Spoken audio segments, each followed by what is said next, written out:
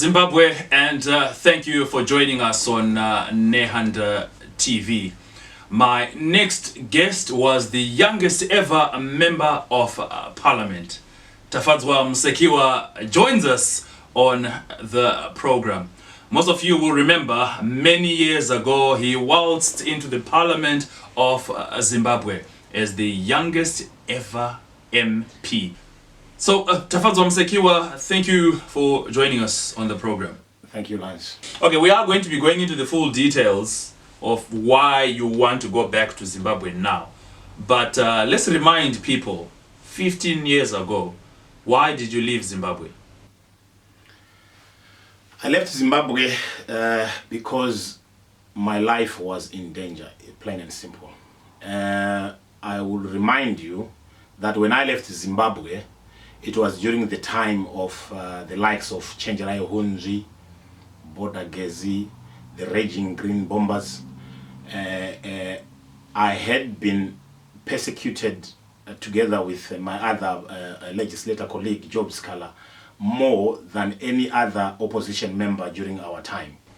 Was there any particular reason why you and Scala were particularly targeted? I think at the time, if I were to take you back in the history of how this movement was formed, and who formed it and why, I would not have been surprised why we were targeted. The movement obviously was formed on the basis of the disgruntlement of various groups, obviously the ZCTU being the largest group, but I was coming from a student movement. And because we were quite vocal and we were young, we were, I think, in my opinion at the time, the easy targets for the regime. This is the time where you wouldn't have gone into the rural areas to take selfies and post on Facebook when you were campaigning to get rid of the regime. This is the time of Tsvangirai, who was leading the war veterans at the time, dancing in front of the Chief Justice in the Supreme Court. This is the time when people like Talin Mabika and Shauna Chiminya were being bombed inside vehicles, and nothing was happening to them. Because of our age at the time, I think it was quite a natural thing for Zanu PF at the time to target us, because we were quite young and quite vocal and also quite energetic. So I understand from that perspective, you can understand why I think the regime targeted us. Okay. All right. So we then look at your personal circumstance.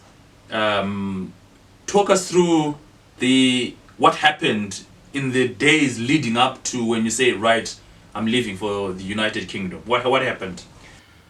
Well, it was a culmination of events. Because obviously, like I've mentioned before, that we were quite active and vocal, we were quite a thorn in the flesh of Zanu PF at the time. I had been involved personally in incidents where I actually saw 3 people being killed right in front of me in my eyes. One of the times was obviously the famous Mount Darwin chaos, which resulted in about 3 or 4 people from the opposition being killed in front of Xavier Kaskwere was in charge of those thugs that killed those people. So I think a combination of events, besides the Mount Darwin, and then there was the Bikita violence, and then obviously the soldiers coming to my house to bomb my house, me having to flee when I was only wearing my knickers, and all those other incidences which a lot of people are aware of. I had to make a decision, and when I made that decision, I talked to the party leadership, and they actually accepted. They debated in the executive, and they accepted that my circumstances at the time and the decision I had made were actually the right thing to do.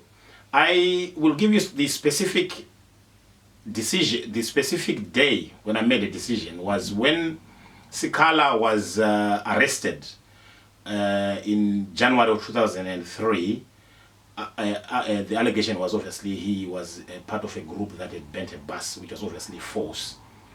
He phoned me and he told me that he had been tortured and his private parts were also touched and not in a very good way. I thought about it. I was quite young at the time. I did not have a family. I did not have kids. When he described to me what was happening to him and what they'd done to him, made me think a lot about what if I was prepared to go down that route. And the fact that they were asking for my name as well made me panic a little bit. And I also want to add that a lot of people might not have been aware, but in the treason trial of Morgan Tsvangirai, our names kept coming up, which was obviously false. We all know that Tsvangirai was acquitted in the end. But because our names kept coming up, and the torture of Sikala and the other, preceding events that had led me to leave Zimbabwe in the first place, made me think that, this is the best decision I have to do for myself, was to leave Zimbabwe at the time. Okay. So I did make the decision. I informed the leadership. I talked to President Tsvangirai at the time. I talked to the Secretary General at the time, Watchman Ngube.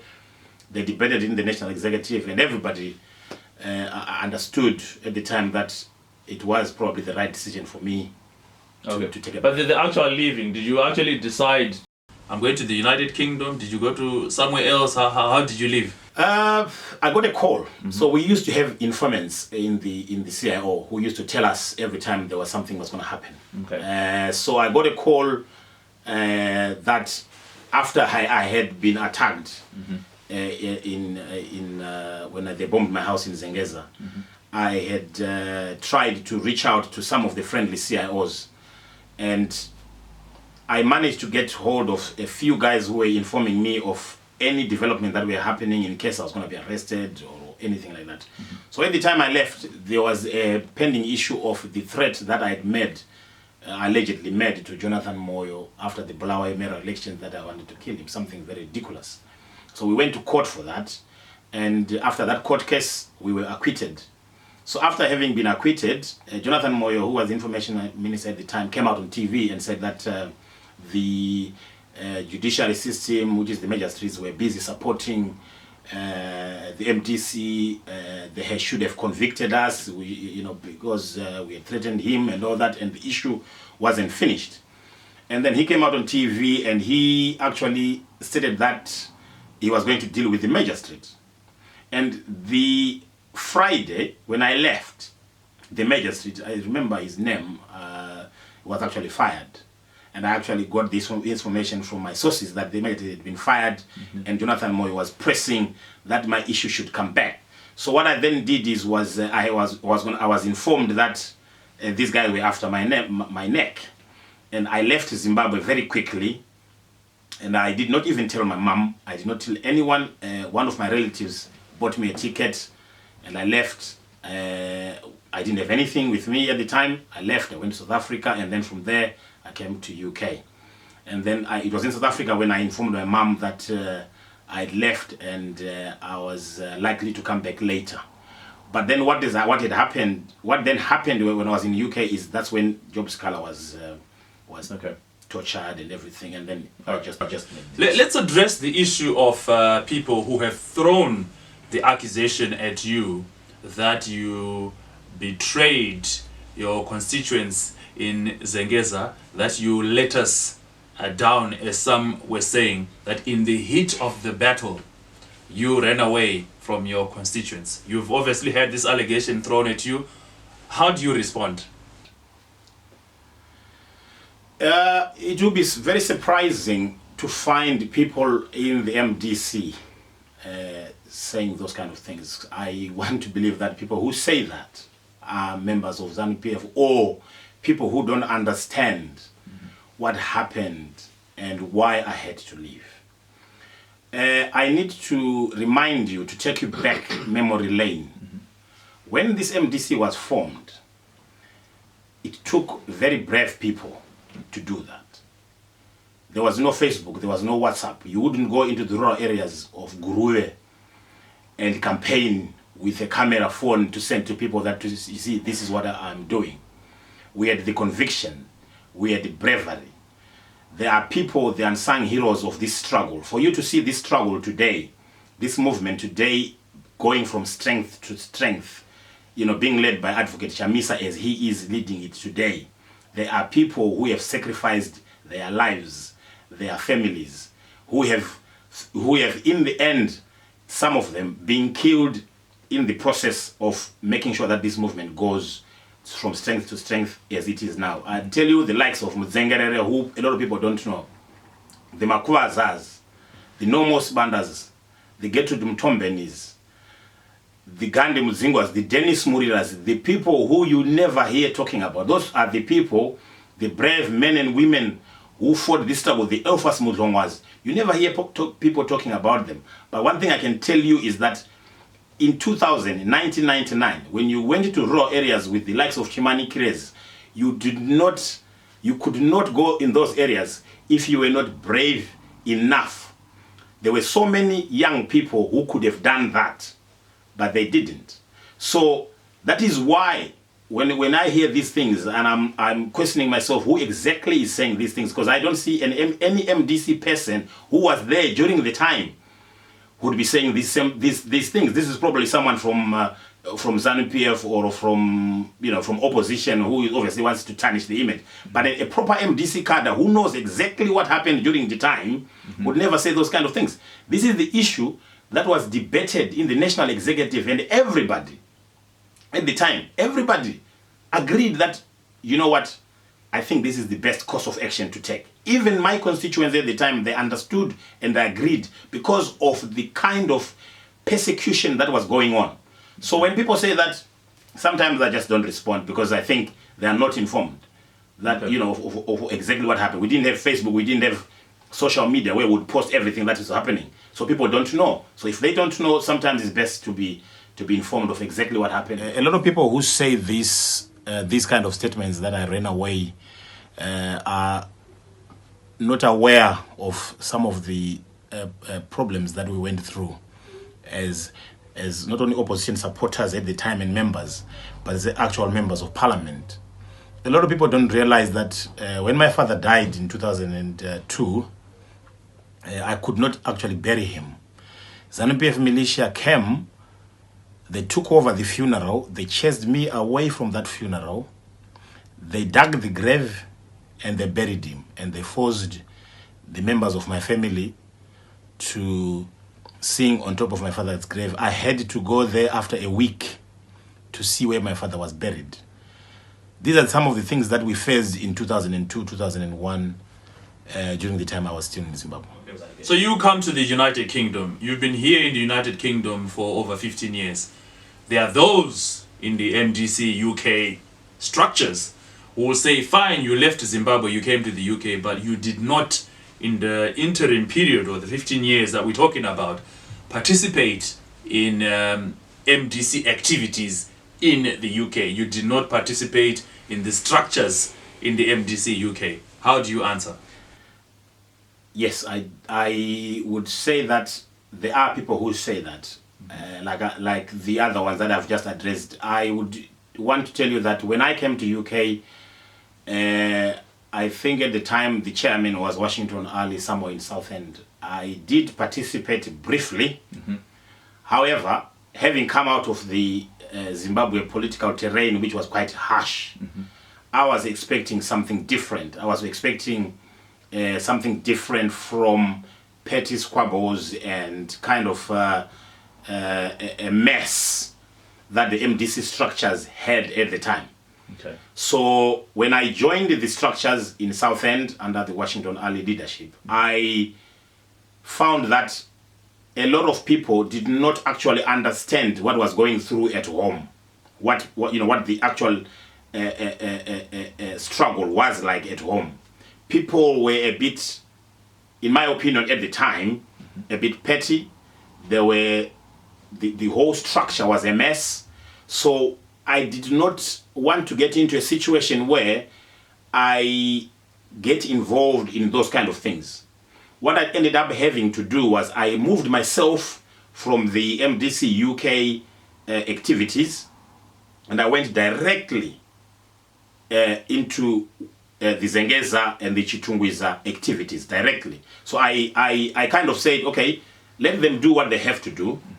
I'm sure over time they would mature, or they would move away from this mess that they had at the time. So as for me, because I knew what I'd left, I had to continue talking to the people in Zimbabwe directly in my constituency and in with the people of Zengeza. But 15 years is quite a long time. Are you saying in 15 years there was no reasonable leadership that took over? No, there was there, but I had already made the decision at the time, and I had already made the decision that actually the best way for me was to concentrate more on the direct, contacting the constituency than, the UK MDC UK activities. Okay. All right. So it's 15 years now in the UK. You are now going back to Zimbabwe. Let's take people through your reasoning. Why do you now feel confident about going back? I am cautious. I am not that confident, but I've got some cautious optimism, where I believe that the change of guard in November last year when Mugabe was toppled, there has been a slight change on the ground from what I'm hearing. Because remember, I'm here in the UK. I make decisions based on what I'm told by people on the ground.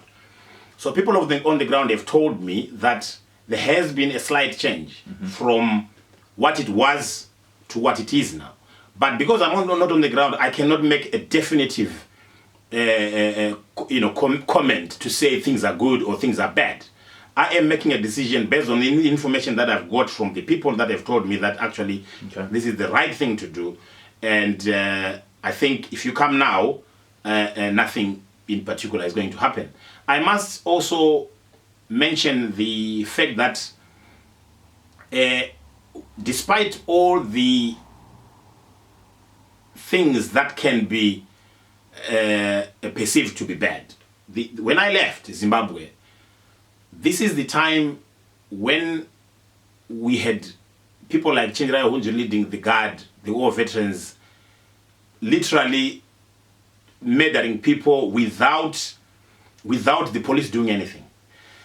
Today, I'm not gonna judge anyone by anything, but the fact that we've got someone like Christopher Mutsvangwa, for example, who is the leader of the war veterans, who even speaks a language that is not violent, that to me is different.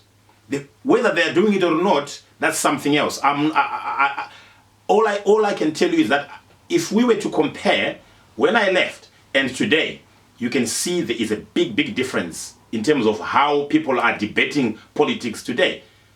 Okay. So I think like I said, I'm making a decision based on the information that I'm getting from the people on the ground. So some will say the military junta that was in charge in 2008 when over 200 opposition supporters were killed after Tsvangirai won the first round. They will say that junta is still in power right now. It's the same train, the driver has changed. We can't continuously be imprisoned to the past. The fact that they have rigged elections before doesn't mean that suddenly we don't go for elections. I think the fact that we've known what they do empowers you to how to deal with them the next time. So yes, I agree. The same junta is there today. The same junta, is going to be there until the elections. But the fact of the matter is, I think the tide of change and the enthusiasm that I've seen a lot of people, a lot of people have now today, is going to make it very, very impossible for them to do as they used to do. Okay. Under Mugabe. Right. So obviously, a lot of people know that Nelson Chamisa is now leading Zimbabwe's largest opposition party. You and Chamisa have a history. He's someone who is probably within your generation of leaders, the Job Seekers, the Lenmo Jongwes of this world. So a lot of people's interest is piqued by the fact that you are going back home at this particular juncture. Are you going back into politics? I have always been in politics. When you ask that question, I think it's a bit difficult to answer because the circumstances in Zimbabwe and what is happening in Zimbabwe has made everybody a political animal. Everybody is now a politician in Zimbabwe.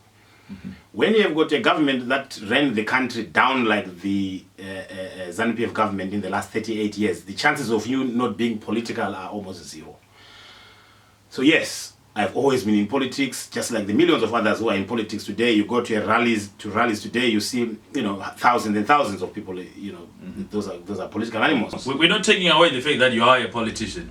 A lot of people know you as Zimbabwe's youngest ever member of parliament at 24. So obviously you have always been a politician. But we are saying you've spent 15 years in the UK and are going back to Zimbabwe. Are you joining active politics is the question. Not as much as I used to do when I left. Okay. Not this time when I'm going, this time round. So you're not seeking office? No, not when I go back to Zimbabwe this month, no. Mm-hmm. Or can we say this is dependent on what happens when you go back? I don't intend to engage in active politics when I go back to Zimbabwe this April next week, no. Okay. But things can change, but that is not my intention. My intention is to go back to Zimbabwe after 15 years, see my family, see my friends, and fortunately most of my friends are in politics, and will be... So is that fortunately or unfortunately? Well, depends on how you look at it. But okay. I think because most of my friends are in politics, mm-hmm. chances are I will be quite active when I go into. But I'm not going to be seeking political office. But chances are I will be active in the political field because that's where every one of my friends is.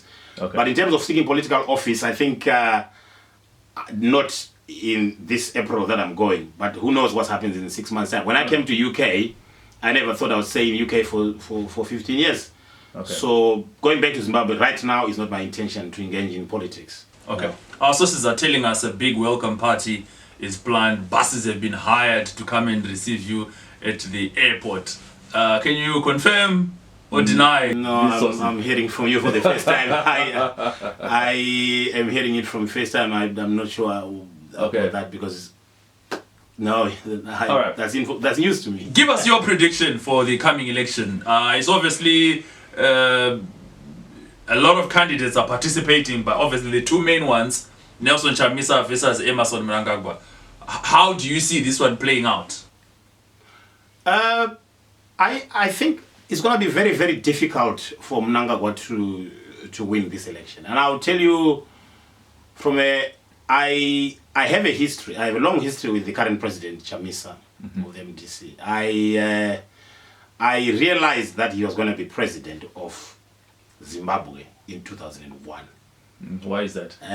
We had a very long trip to... Well, I won't go into many details about this, but it was the Bikita by-election where there was only two of us. We traveled very, we went to Mtare and then we went to Bikita. We were campaigning. A lot of people didn't know Chamisa at the time, in terms of how people know him now. There was still Len Mojongwe at the time, obviously, mm-hmm. one of the most intelligent people, Len Mojongwe. But when Chamisa stood up to campaign in Bikita, I remember joking him, because I was actually surprised because I had not really, seen him in action that much. Mm-hmm. After that Bikita campaign that we did, I looked at him and I was quite surprised because he was quite young. Because I was young, but he's obviously younger than me. And the way he moved the crowd at the time and the way he was thinking, I remember telling him that he was going to be president of Zimbabwe. Now, obviously, my thinking was based on his ability to connect at that age. His enthusiasm, his passion, the way he carried himself at the time. Mm-hmm. I always knew that if he were to get the opportunity to lead the MDC, mm-hmm. anyone who stands against him, whether Zanu PF, Zanu Ndonga or whoever, Tiniro or whoever, the chances of them winning against him were quite minimal. So I don't see ED standing a chance against Chamisa, to be honest. This is just based on my what I know of him and what I've seen, on the rallies that he's having and the meetings and the discussions that I'm having with people. I think I don't see ED standing a chance against Chamisa. To close the program, obviously, I'd like to get your thoughts on the said passing away of Morgan Tsvangirai, someone you worked with for quite a long time. Just your closing thoughts on it. Yes, it was quite a sad development for obviously the departing of our iconic leader. Mm-hmm. I had naturally worked with him. I was there from the start, before even the MDC was formed. A lot of people don't realize that it was initially called MMC, Mass Movement for Change. A lot of people don't know that, but I was there when we used to call it that, and our slogan was Shinga Mshandi. Before the Chinjamaitiro came from Masvingo, and the MDC name came from Gasquinji. It's a long history we have had with Tsvangirai. I kept in touch with him. We kept phoning each other, and the last time I talked to him was, I think, about 2 or 3 weeks before he went to South Africa. Mm-hmm. And I never managed to talk to him after that, but I kept in touch with Elizabeth, the wife, just obviously asking how he's doing and everything. It's quite obviously a sad development. I think the only thing I want to say is that the fact that the legacy of our iconic leader is being carried on by Nelson Chamisa, I think he's quite happy wherever he is, watching and looking at his young men doing the job that he left him to do. I think that is the consolation which I believe wherever he is watching, he is looking at it and thinking, I think Chamisa is doing exactly what I would have wanted him to do. Okay. So, yeah, it's quite sad that, I'd say this was my last question, but I'll sneak in one more question if you don't mind me smuggling one more in. What's the first thing you are going to do when you land in Zimbabwe? The day you arrive in Zimbabwe, what's the first thing you are going to do? I don't know. It's been 15 Are years. you going to kiss the ground? It's been 15 years. I am quite emotional about it. I actually didn't know I was, that emotional until I actually felt the fact that, that the reality of me going back to Zimbabwe is coming to fruition. It's quite emotional that I'm going. I don't know whether I'm going to kiss the ground, I'm going to jump up and down, I'm going to scream, I'm going to cry. But I will be quite happy, and I'm really, looking forward to this trip, seeing my family again and my friends. Okay. Well, ladies and gentlemen, thank you for watching this special edition on Nehanda TV. We're talking to Zimbabwe's youngest ever Member of Parliament at 24, Tafadzwa Musekiwa. He's been in the United Kingdom for over 15 years and going back to Zimbabwe this week for the first time ever. We wish you well, Comrade Dombo. Thank you very much. Right. By the way, you're called Changamire Dombo. How did that happen? Funny story, actually. I've just smuggled in a second question.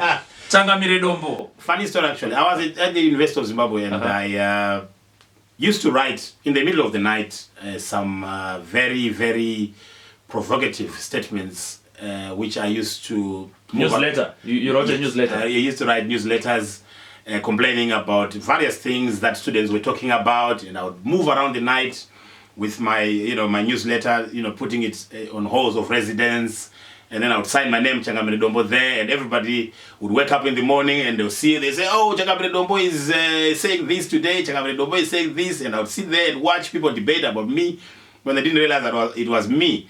And then it's only when I started running for SRC. Mm-hmm. That's when I came out in the open. I came out in the open. So you were a bit of a Baba Jukwa in the usage. Yeah, probably. Are you not the real Baba Jukwa though? No. It's okay. Yeah. So that's where Changamire Dombo came. Yes. All right. Yes. Now we've seen the death, obviously, of Morgan Tsvangirai. There have been schisms in the party. Zanu PF and her allies have broken away. Do you think the MDC will pay electorally for Kupe and her allies splitting? Because this is probably now the third split the MDC has suffered. Your take on that? I don't see MDC paying any price. And I'm not being cocky on this answer. I've got facts behind my statements. In 2006, when the MDC split, with the Watchmen Nubes, obviously, and Gibson's Banda, when they formed the MDC at the time that went with Watchmen Nube, in my opinion, was stronger than the Coupe MDC. And the next election after that, Tsvangirai won the elections. And I'll tell you something, Tsvangirai won the elections because there was a Boram Sango in Zanu PF. People like to talk about MDC splits, but let me tell you something that a lot of people don't realize. The last time a split MDC went against a fake split in Zanu, MDC won. The Boram Sango of 2008, we had only a few guys who were saying, you know, let's get rid of Mugabe, let's put Boram Sango in this. Zanu PF lost.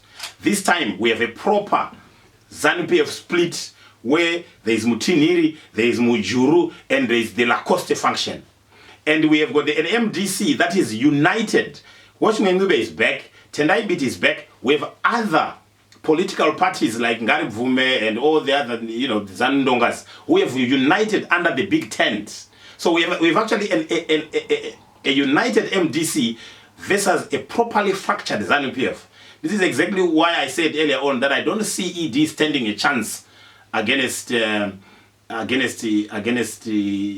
But I also want to add the fact that whilst everybody obviously knows that it has been a protracted struggle since 1999, we have had people, you know, passing on. Obviously, you know, the likes of our late icon. We have had people like, you know, Tombeni, Gertrude, Isaac Matongos, you know, very few, you know, quite a number of guys we have lost along the way. During the last 18 years, we have had people coming out of the MDC. We have had people splitting, forming their own small parties. We have had people coming back. Now, I have no problem where people decide to call it quits. There are various reasons. Someone can join the MDC, participate in the in the MDC because they want to be MPs. They run for primary elections. They lose. They say, "Oh, okay, fair enough. I'm going to rest. I'm not going to do anything." But where I have a problem is where, when you know exactly a person like Cooper, this is what disappoints me most. She has been with the party from 1999 as a trade unionist. She knows exactly the sacrifices that the likes of Tchauna Jiminya and Talin Mabika made. They paid with their lives for this people's project to go through.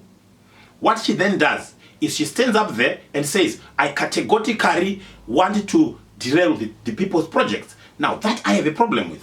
When you but she's also making a counter argument that she's the duly elected or the only elected vice president and should have taken over. So she's standing her ground, is she not? Well, I would want to go into those kind of details because obviously it has been exhausted. Okay. Right now, we all know that the power that Chamisa has as president is derived from the party structures.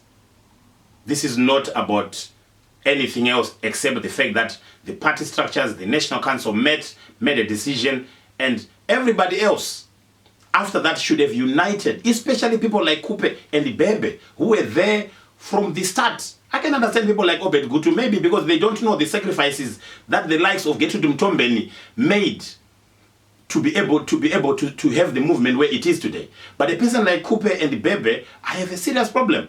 If a person like Love Momoy who decides that, oh, you know what, I've had enough. Obviously, you know, he had to say statements.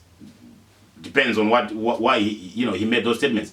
But if you resign and let the people move with their struggle forward, that's not a problem. But the fact that you stand up and say, I categorically want to derail people's project, now that to me is a problem. And sometimes I'm really at pains to understand why she stands up and why she's behaving the way she's behaving, given the history that she has had with the party. And I really, really wish she hasn't gone down that route. But the fact that she has already gone down that route, there's nothing much we can do. We have to live with it, but I don't see how, if we had a Welshman Ncube-led MDC in 2008, which was to me a proper, stronger split than the Coupe-led split, and MDC still won against a slightly divided Zanu. I don't see how Coupe is going to be a factor.